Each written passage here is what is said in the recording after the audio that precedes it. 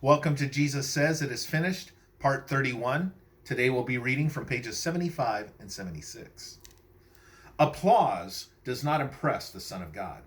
Neither criticism nor disappointment affects my comforting awareness of souls praying for salvation. Completely trust the ransom who takes your place.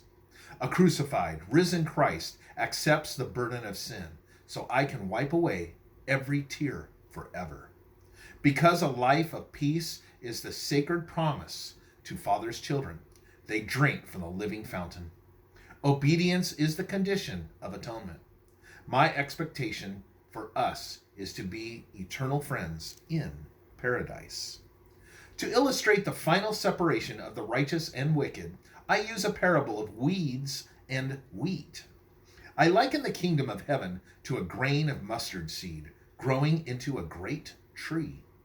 Sermons with common images link my ministry to the work of a farmer or the value of truth to a hidden treasure in a field. Measures of flour and the effect of leaven help describe sin. In other examples, I refer to the principles of being a successful worker in God's army. Attending the needy often means skipped meals. Groups that stay late either walk home by moonlight or spend the night curled up on the cool grass. Sunset brings relief from Pharisees who use disruptive questions to annoy the disciples. Seclusion from the masses is sometimes necessary, so we find refuge in places where the Gentile population prefers little interaction with Galileans. A promise of quiet at the eastern shores across the lake is inviting. Because unique, small towns are more peaceful, hope soars. Our travels are never a secret. Streams of people in need of healing pursue our every launching and docking. They even follow us to homes where we are guests. Drained from lack of rest, I appreciate freedom from the pressure of meeting the needs of large crowds. The weather is pleasant, so I go to the stern of Peter's boat to nap. I fall asleep to a gentle rocking before darkness spreads over the sky. As a wild wind sweeps the mountainside, a brutal storm encloses with thick sheets of rain. Our strong crew fears the threat of a ferocious sea when howling winds cause huge waves to lash with brute force. Although these tough men have saved their craft many times, this tempest is a strength tester. The battle to save their flooding vessel is frantic, for fear an adrenaline rush will subside. Muscles are cramping. Shaky faith drowns. Confidence evaporates. This turbulent fight against nature strains those who have forgotten they left shore at my command.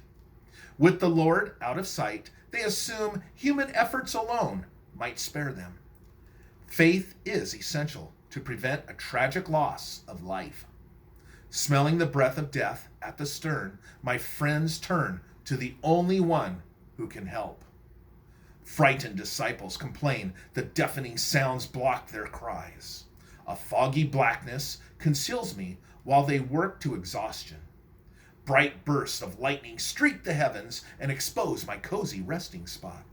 Because a reply is not immediate, weakened trust evolves into fear. Supposing their friend Jesus is powerless against a gale that measures the ability of ships to keep afloat proves lack of belief. A quick beam of light penetrates darkness to spotlight the Lord who is undisturbed by an uproar. Drenched, shivering, brave men wonder why. These loyal followers need Christ to be alert. In the Garden of Gethsemane, the fatal night of my arrest tests their devotion. Today, the Son of Man sleeps in my Father's arms. Then, a sleepy stupor will overcome them, so staying awake to join me in prayer is impossible. Just now, they suppose the Messiah is unaware of their exhausting battle to live. In Gethsemane, intense dread hovers over me, so I am desperate for their prayers. The apostles forgot God perceives their struggle with depleting hope. In the garden, the weighty, nauseous sins of this world are smothering me. Nailed to the cross, I pray that each disciple withstands the shame of their nude Lord covered in bruises, lesions, and blood. My worst anguish is a terrible sense of separation from Father.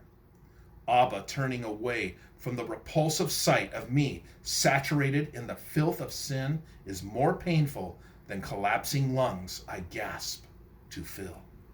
Criminals on either side of me suffer hours longer because I will die from a broken heart.